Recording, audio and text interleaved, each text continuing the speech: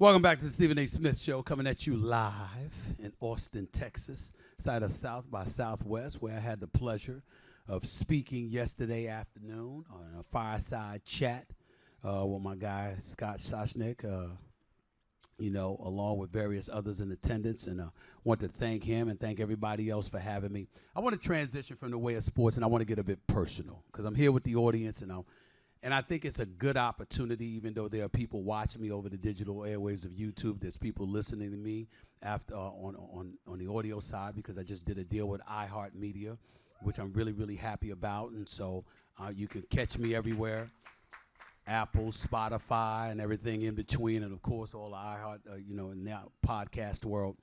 But there are people who look at me, and they say, talking about sports, that's fine.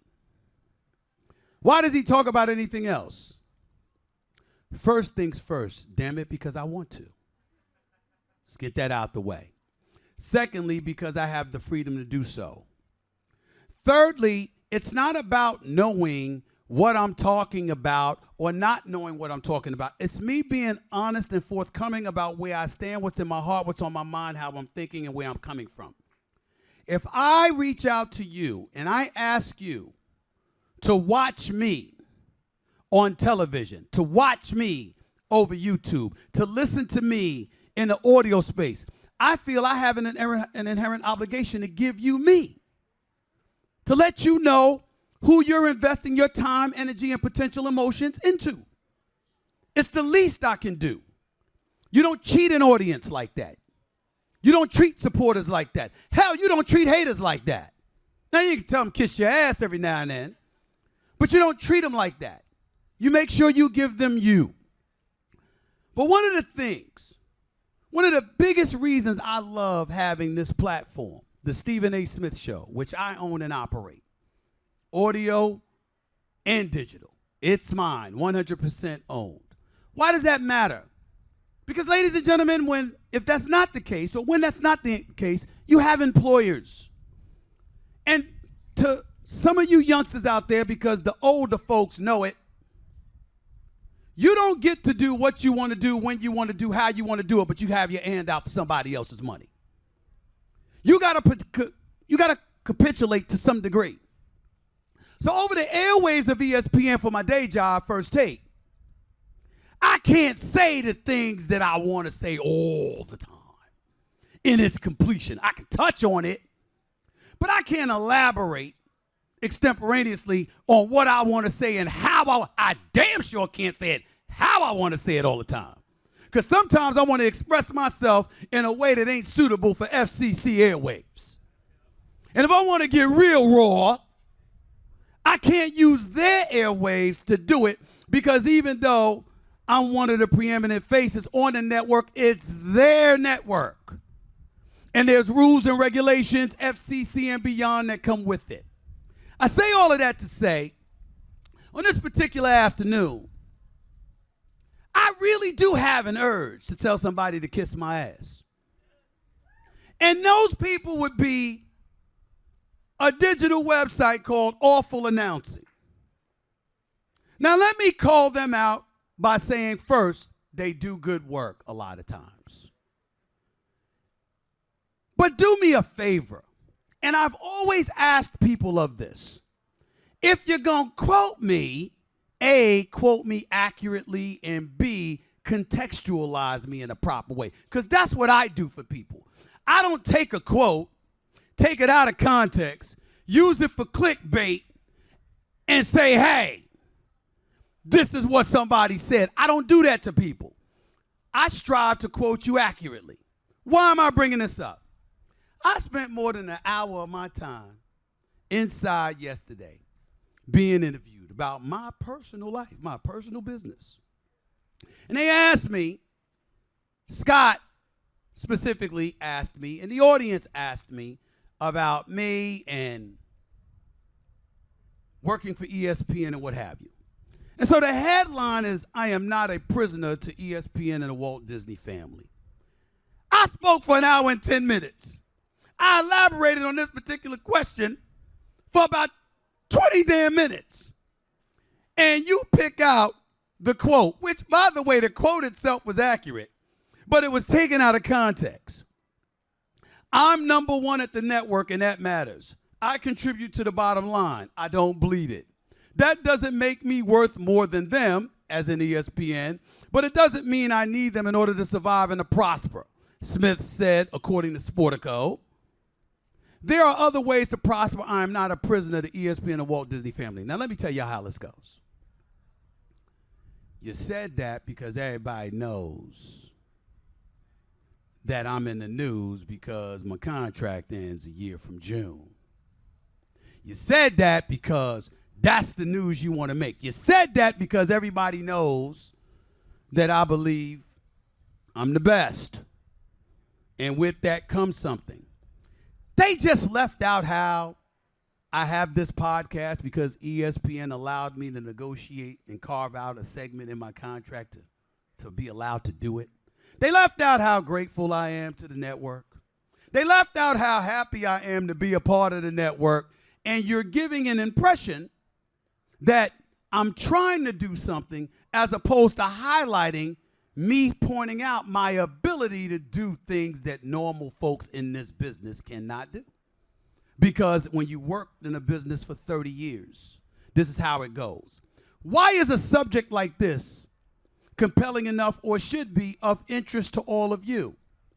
Because all of you, as you sit around and you think about your value and what you mean, don't let people try to pit you against somebody when all you're talking about is yourself and what the industry says you are made of, what the industry says you've contributed to it, and what comes along with it. Every single person standing in front of me right now wants to know that they are worthy, wants to know that they are valued. And what determines that value in the world of business is the market that's out there. It's not a boss. It's not a particular employer. It's not anybody. It's what's out there, relatable to what you do. And I bring subjects like this up because, ladies and gentlemen, it's what got me in trouble years ago when I got let go and I didn't have a contract and I was out on the street and I was unemployed, wondering whether or not I was going to be able to pay a bill, let alone bills for years to come. And what did I learn? I learned that I had no clue as to what my value was because I didn't study the business that I was in. And by virtue of not studying the business that I was in, I empowered others to define my worth because I had no clue as to what my worth is. I don't care whether you're 56 like me, you're 46, you're 36, you're 26. If you don't know what the hell you do, if you don't know what you're doing, if you don't understand the value that you bring to the table, somebody else is going to determine it for you. And they may not be as accurate as you would want them to be. And if you allow that, then you're a prisoner to them instead of being somebody that's entrepreneurial and independent enough to be able to stand on your own. In the days that we're living in right now, you got cats on YouTube in their young 20s knowing how to make money better than some of us in our 40s and 50s because they studied what they do. And they said, no, you're not doing that. I'm going to do that because I'm wise enough to know what I bring to the table because I've studied my business. And by the way, when they do that, they don't go on emotion like my dumb behind did in 2009, thinking that I was valuable because my face was in commercials and on the side of buses and people were yelling my name when I walked into an arena. I didn't know any better. So what did I do? I thought that was defining, but they had the data. They had something that said, this is what your worth is. This is what it says compared to such and such and such and such. They had information. I had emotion. When you have emotion and you don't have information, you're going to lose considerably more than you win. Those were the things that I said yesterday. See how that differs from just the quote that I read? So people will represent you in the way they want to, unless you stand up on your own and you make sure that you're represented in the way you want to be represented. That's just the advice that I wanted to give to a lot of y'all out here who are handling business, some clearly more successful than me, some not. But I wanted to reach out because guess what? When you're in my position, you should be looking out. You shouldn't be just doing for yourself. You should be doing for all of y'all. That's what you're doing. And ladies and gentlemen, when I spoke the other day on that damn State of the Union address from the president, that's exactly what I was doing. I was looking out. I'm not engaging in politics or political talk like I'm some political aficionado. I'm a registered independent. If you're a Democrat, God bless you. If you're a Republican, God bless you. If you're a registered independent like me, fine. If you're somebody that don't want anything to do with it because you're disgusted with both sides, fine. I would ask that you vote because I never want to be responsible for telling somebody not to vote because I believe that's the greatest conduit for change potentially in this nation. You got to vote. You got to make a difference. You got to strive to make a difference. But when I brought up the State of the Union, as is the case with any subject that I bring up, where you got people all over social media and beyond, he don't know what the hell he talking about. How would you know? What did I say? All I did was run from one screen to another in my studio, which were 10 feet apart, and then I came back to the middle. I took a deep breath, and I said, does that mean I'm in shape? Because that's what Joe Biden did the other day. He gave a speech for 1 hour and 10 minutes. And folks on the left were just raving, oh, my God, did you see him? He was so articulate. He was so energetic. He was so energetic. Oh, did you see him? Did you see him? He didn't look like old Joe. Well, how the hell does that matter after an hour and 10-minute speech?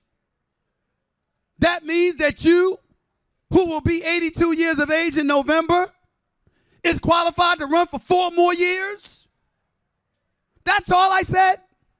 I'm not getting in to the CHIPS Act, the immigration laws, the economy, or whatever the case may be. I said, damn it, a 1 hour and 10-minute speech don't mean you have the fervor to last 4 more years when you're approaching 82 years of age.